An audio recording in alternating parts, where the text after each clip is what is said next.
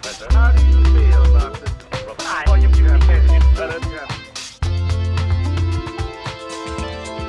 Good day, and welcome to Flip the Script, where we challenge the status quo in long-term care and dementia support from a fresh perspective.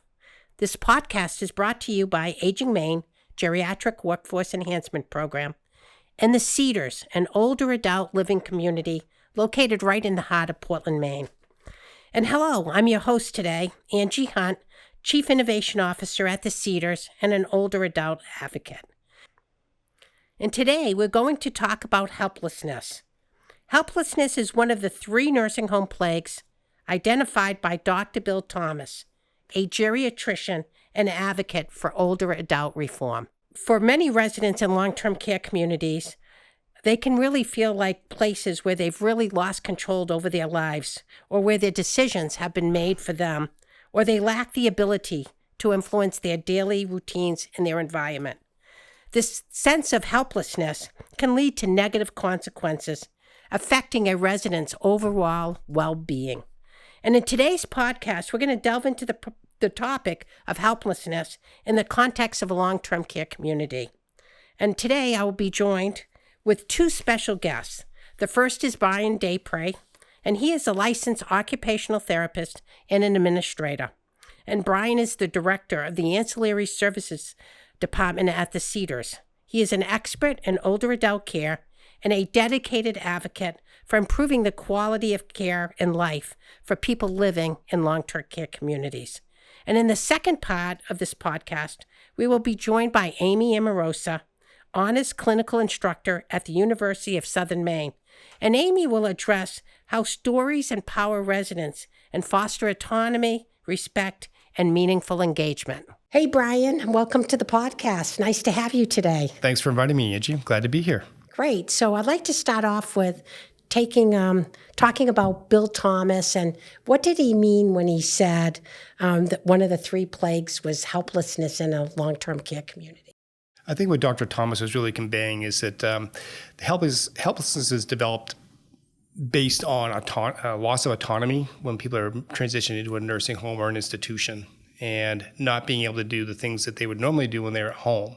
So it's adjusting to a new environment and being dependent on others when you normally weren't. Yeah, a lot of stuff that we learn in person-centered care, right? Exactly. Yeah. And so is this a highly prevalent feeling that residents would have going into a long-term care facility? I think with anybody that's making a transition, it is pretty prevalent. I think it's fairly common amongst the nursing home residents. And it's more evident when the patients are observed to be rather disengaged and maybe withdrawn from daily living activities and interactions that are scheduled about the facility. It's that adjustment period and just, feeling that they've lost, again, being autonomous and being able to control like when they want to go to the bathroom, when meals are served, and how their day is dictated to them. Yeah, sometimes we're very predictable in our care, which is sometimes not a good thing. Anyhow, what do you think about certified nursing assistants, and what would they have to look, how would they identify if somebody had helplessness? What would be some of the things they should look for with residents? I think direct care providers, if they're looking for some symptoms of just general withdrawal and disengagement from the environment, if you find that residents are holed up in their room, maybe are more isolated from other members of the community and less engaged with the staff, that they may be feeling a little bit helpless. If they are not feeling invited into a situation, again, they just may be withdrawn as they process this transition. Sure. And, in another podcast, we talked about what a big change this is for an old adult just to move in a long-term care community. So there's a lot of losses that they view.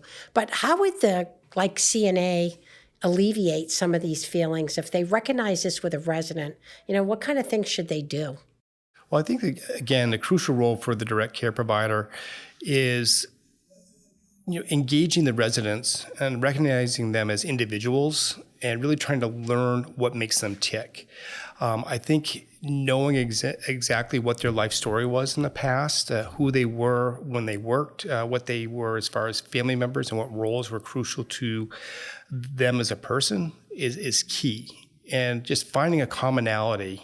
There's a lot of times that, just finding that one link to that person will make a connection with a direct care provider, and all of a sudden they're off and running. Yeah, sometimes little things are big things to them that we take for granted, I think. And I agree with you about that life story. And I also think about honoring the person and those preferences and routines so that they feel like somebody's listening to them and they're empowered so they don't feel that that helplessness feeling in that.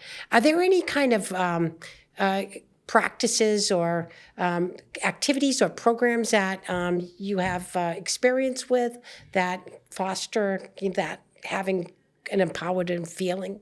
Yeah, I think really the sky's kind of the limit if you think outside of the box. And I'll give an example. Is a woman that I had worked with once before that had some dementia, and she was a little bit of a behavioral issue. And I found she was originally from Austria. And so one day she rolled into my office upset about something, and we got to talking, and we used Google Earth. And I pulled up Google Earth, and we zoomed into her hometown, and we were able to walk the streets in a three-dimensional format. And as we walked the streets, she actually came across her old apartment, her old that she lived in Austria, and was just very ecstatic. And then we spoke about where would you go to visit and those sorts of things. And she was able to guide me through a virtual tour of Austria. Oh, that's cool. Wow. So it really gave her a sense of empowerment and being able to be appreciated for who she was and where she came from. Yeah, it's kind of seeing the whole individual, not just the disease aspect of the individual, but their entire life and who they are, and really respecting that and honoring that. That was a great story. And I think, again, with the life story, if we know who that person is, you may find that they were a pilot, an author, another caregiver, and you find those similarities. It's easy to draw them out and have them more engaged. Yeah. And how do you feel that family members could help out with this issue of helplessness? I think, again, getting the family members to also be interactive with the residents and their own family member, so that when they come in, they are just appreciating for who they are, where they're at, and doing some of the normal things they normally did with that patient when they were at home.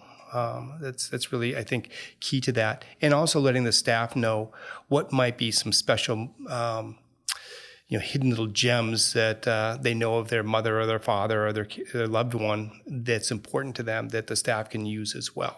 Sure. And I know at the Cedars, we have Memory Lane TV. We also have It's Never Too Late. And sometimes we teach the family members to use that to help with connections. Do you have any experience seeing that throughout the community? Yeah, I think, and with today's technology, it's wonderful because you can make the world so much smaller and actually bring it to them, to their room. I think FaceTime's a wonderful thing where they can actually FaceTime with family from afar and have a visual. I think Never Too Late and Time Slips and all of those are wonderful as well. And like I said, with Google Earth, it's been fantastic. I've used that quite a bit in my practice where I can kind of go places they have visited and if they want to reminisce. So the same thing as Time Slips. So, yeah, it's good. It brings them back to reminisce in their past, and it actually connects with their identity. And I think that's a great thing. And then they can share those relationships, those stories with other people. And there's a lot of commonality sometimes when we look at those life stories or we do community circles and people go, well, I've been there too. And they strike up these really cool conversations because they have these type of connections in that. So if somebody wanted to learn more about helplessness, a staff member, are there any resources that they should be looking at or any ways to connect individuals, or do you have any suggestions? I think, again, going back to Dr. Thomas's Eden Alternatives, yeah. thank you, is a good resource, and see how they use the environment to make it home-like, and again, just bringing the best to the individuals. I mean, that's a great resource. I think anything that you can gravitate to that would talk about patient-centered care and the importance of life stories, and anything that's really draws you towards the humanistic aspect of clinical care. Yeah, and I do think you brought up a good point of the environment, providing identity and all that. And I know that, we have the household model here, but also the Eden alternative. I know that the small houses or the greenhouses are all models of very person-centric approach to care that is in a home. But, in Maine, a lot of long-term care communities are that traditional institutional model, like the hospital. But are there ways that, maybe the community could soften that up to make it more home-like? Any suggestions about that? Yeah, I think if the community starts with the patient's room at the very beginning and making it as home-like as possible, so bringing in their own pictures and portraits and things that are very important to the resident.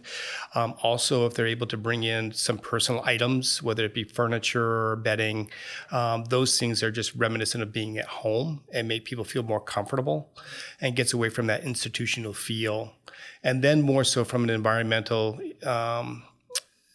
area is, if the facility has the capability of having like nice common areas where they can have communal dining and maybe food services that's done point of service. So you feel like you're at home having a family dinner. I think that's very important too. Yeah, sure. Having that home-like meal prep, And then recognizing some of the times that, the resident themselves would like to get up in the morning or go to bed in the evening, or certain things that you had as far as rituals in the course of a day. If you can incorporate those are always helpful. Oh, that's great. And what role do you see that community partnerships or volunteer programs play in help with the helplessness?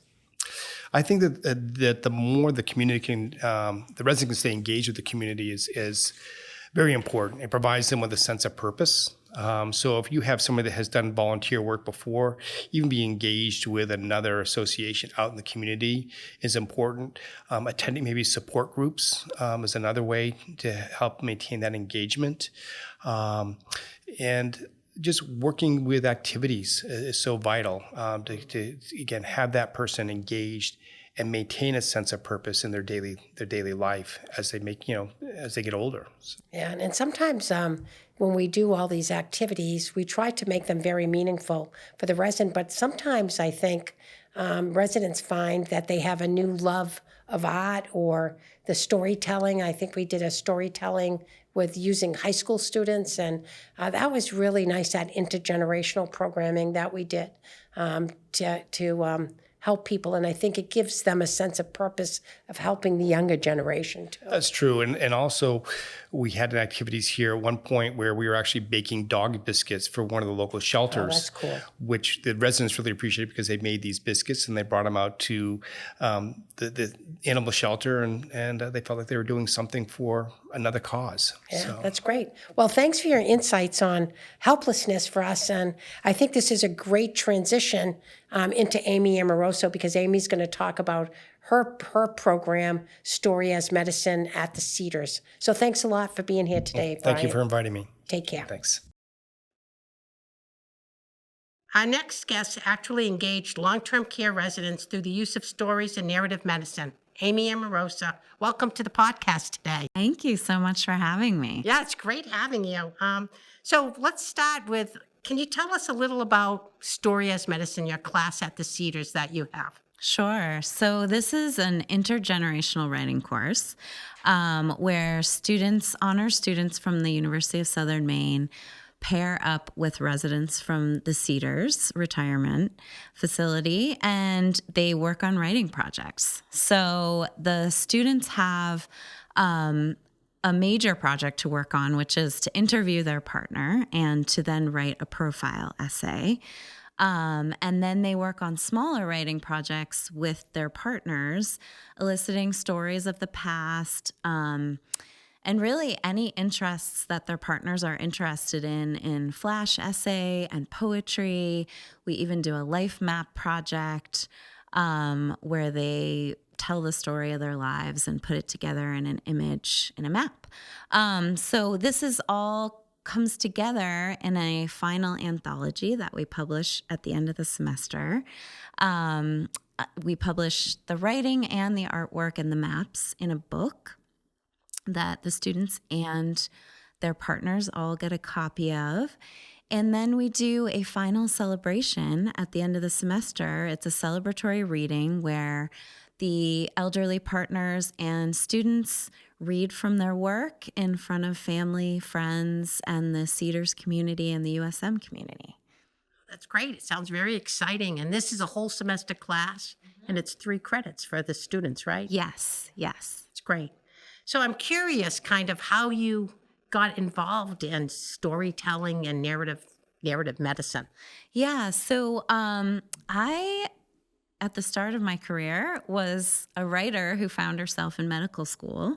I wasn't there for very long. I left in my 3rd year in my surgery rotation. But while I was there, I realized how powerful stories were and how integral they are to healing and to putting an illness into perspective. So as a medical student, you have a little more time than other healthcare practitioners to listen. And I found myself being most drawn to the stories that I was hearing. And additionally, I found I was lucky enough to take a class called Medical Humanities. It was an elective in medical school where we got to process what we were seeing in the clinics and hospitals together with literature, reading and talking about issues that there wasn't room to talk about in the pharmacology classroom or the anatomy lab. So we were able to grapple with things like death and dying and aging and chronic illness. And I realized how important it was to be able to tell a story, process a story, and I really wanted to teach people how to do this. And so when I left medical school and got into graduate school for writing and I was ready to go teach, I decided that I really wanted to work with healthcare students, pre-health students, to teach them how to do this and how important it was. I found my way to the honors program at USM, and it's been not only pre-health students, but also we have criminology majors, we have art majors, we have social work students, psychology students, and they're all in this class together. So, and they're learning how storytelling is not necessarily a therapy that they're employing. This is really, we're looking at it from the writer's perspective. Like, where's the metaphor and where's the symbolism of this story? And how do we take all this information from someone's life and shape something beautiful from it? So it's been really wonderful to watch. And I'm grateful for my experience in medical school and all that I've been able to see along the way. Well, thank you for that. That sounds really interesting. So when we think of the power, of storytelling and how it can heal, what are some of the benefits you see of storytelling in this narrative writing for older adults? Yeah, so there are so many things, both psychological and physical, that happen with being engaged in a creative project and writing in general. So psychologically, you're forming connections. So you're connecting with your student, you're connecting with the cohort of other elder residents who are in the class with you. You may learn something about someone who lives next door to you that you didn't know that you have in common. So connection, problem solving. This is a big one for especially elder people who are having to adapt a lot and find new ways of being in the world. So when you're using that creative muscle, you're able to problem solve more easily. And I mean, we're having the opportunity to reframe things that happened in our lives and resolve possible issues or losses that we experienced in the form of art, which is very healing. And then physically, we have new dendrites forming every time we're involved in a creative project. We also have the parasympathetic nervous system turns on. So when we're involved in something creative, our heart rate goes down, our blood pressure goes down, we're more relaxed. And then also pain goes down with writing projects. They found this in ICU and also with arthritis. So people who are writing can lower their pain. Immune function goes up, depression goes down. There's a lot of research out there about the benefits of creativity and healing. So, Wow, that's incredible. I was thinking as you were talking about these great benefits to older adults and how it helps you mentally and physically, storytelling and that narrative writing. But when we look at people living with dementia, how would that benefit them? yeah, so the connection piece is huge for people who are living with dementia. When they're partnered up with a student, the student really doesn't know much about their life at all. They don't know about their past. They don't have expectations for this person the way that their family may or close friends may. And so they're really, truly in relationship with this person in the moment. And the story may go wherever the elderly partner wants to take it. So if they want to talk about a past job, or they want to talk about their childhood, if they want to talk about race cars or nature, wherever they're feeling like they want to go, that's where the story goes. And I think so that's part of it. They're connecting with someone. They might not remember their partner's name the next time, but each time they come back, they know there's good energy with this person and they know they're being listened to and they look forward to it. They also know that they're helping the student. They know that these are students and that they're doing this for a class and they need to get their grade and they're part of, they're a teacher mentor in this process. So it's a responsibility. And, you're talking about this idea of helplessness. Well, this is something that's very helpful for my students. They are getting not only historical perspective on events they're learning about in the classroom from a person who lived through it, but they're also learning about the aging process. They're learning about how to deal with loss. They're learning about how to reframe things. So they're getting so much out of it, so their partner, even if they are struggling with dementia, they know they're being helpful and they want to show up for that, which I think is really important. Yes, it is. Kitwood wrote a lot about people living with dementia on their personhood and on their autonomy. And one of the things in his reading says that, people have to have that feeling of belonging to the community. And I think the Story as Medicine and listening to you is just a great avenue for people living with dementia to give back to their community and feel, empowered that, their stories are people learn from them and then grow from them, and they're helping the students grow in their careers too. Yes. And one thing I was just thinking of is one year we had a particularly small class and we were able to have a lot of interaction and dialogue between the residents who didn't necessarily know each other very well, but they were all struggling with similar issues that society was moving too fast. They were worried about their great-grandchildren. They were worried about technology, and they were able to be together in community and talk about those things, which was really wonderful to watch, and I think gratifying for them. Oh, that's great. On the student's perspective, did you see in your class, were there any changes in how their perspective was on in the aging process or going to working with people that are in long-term care or an older adult community? Yes. It's so amazing to watch the transition over the course of the semester with the students. They come in having all these ideas about what they think the elderly might look and act like, but then they leave seeing their partners with full perspective of their lives, and they learn about their childhood. They laugh with them. They learn about how funny they are.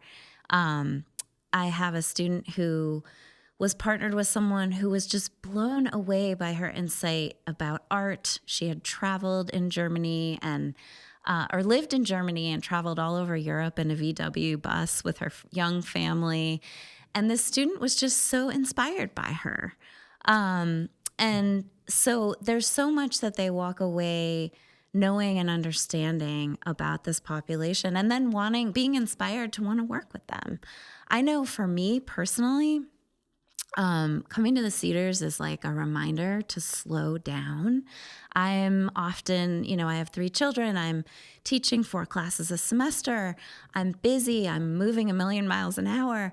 But whenever I walk in the door, I just slow down. I have to, or else people can't hear me. They can't understand what I'm saying. So I think about it a lot. I was telling a friend the other day, being in middle age, we're often the people who are supposed to know the answers, right? Like my kids, I have teenagers, they think that I'm supposed to know things about the world. And when I come here, it's like almost like I'm brought back to sitting at the dining room table with my grandparents on Christmas Day and just listening and hearing about how things were before I could remember or before I was born. And there's just a feeling of being held that I think is really comforting. And it just reminds us, we all kind of walk out of here like, Yeah, stories are a great way to learn, that's for sure. And we need these stories to teach the younger generation. So this class is really kind of unique in doing that. So very thankful for that.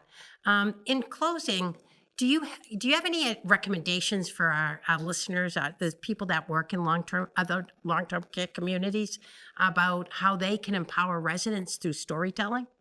Yes, so we are working on another project here at the Cedars in the Hoffman Center. It's a Life Stories project that where I have a student. She's wants to go into clinical psychology. She's been interviewing people on their life and coming up with like about a 1,000 words story to put in their medical chart so that traveling nurses, traveling healthcare workers can quickly see this person's life. So engaging in storytelling with your patients, with your population, and documenting it in the chart and in the file you have for people who come in is really important and not that difficult to do, because people really do want to tell their stories.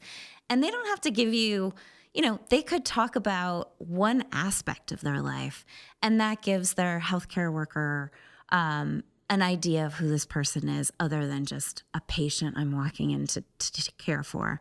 The other thing we did that was really successful is life map making. So the students partnered up and with their partners, and they created a life map. So this was a really engaging couple-hour project where you tell stories, and then you think about how you might map those stories out in a visual sense. And so it sort of engages all parts of the brain. People who don't maybe fashion themselves as writers end up wanting to spatially arrange things or write things down, draw street names of old neighborhoods. Or we had one woman who created a tree of her whole life. And so she had different branches of different aspects of her life. So those are some things you can do in not a lot of time that you can really connect with someone. And I think just sitting down, like that was one of the things I learned in medical school. You can walk into a room and stand up and if you only have 5 minutes, you're thinking, why bother sit down? So, but that sends the signal to the person that you're talking to that you don't have time. So even if you only have 2 minutes, sit down and look the person in the eye and say, how are you today? I mean, I think those things are just easy to do, and they don't take up a lot of time, and they make a world of difference. That's great. We do something at the Cedars called these community circles, where people just sit around in a circle and we put one question, maybe about their life, and everybody gets to answer. But what's cool about that is people hear their answers and they connect with them. Like, oh my God, you lived here, or they like something that another person likes, and it creates those social connections and relationships, which are so important in long-term care, I think. So thank you for those ideas for the staff. So as we have heard today, the issue of helplessness in nursing homes is both a profound and pervasive aspects, affecting many aspects of the residents' lives.